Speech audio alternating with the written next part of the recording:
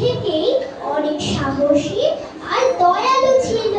তার পাশাপাশি দুষ্টুমিতেও কম ছিল না। একদিন দুষ্টুমির শাস্তি হিসাবে তার মা ঘরে আটকে রাখলো। এক দৌড় দিয়ে জানলার পাশে এসে দেখলো এক বৃদ্ধা লোক এসে উঠানে এসে ভিক্ষে চাইছে।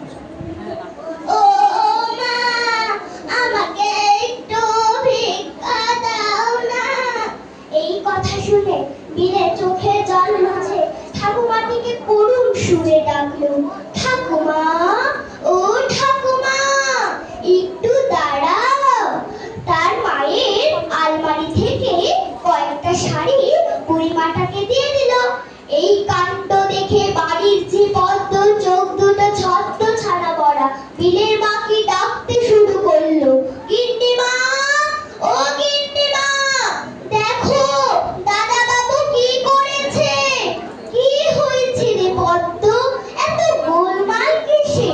দেখো না গিন্নিমা, তোমার আলমারি থেকে কয়েকটা শাড়ি বুড়িমাটাকে দিয়ে দিল। দেখছো না ঠাকুমাটার শাড়িটা কি ছিঁড়ে গেছে, ঠাকুমাটার কি কষ্ট। আর তুমিই তো বলেছো মা, ভক্তের সেবা করলে ভগবানকেই পাওয়া যায়। তুমি কোনো ভুল করনি বাবা, তুমি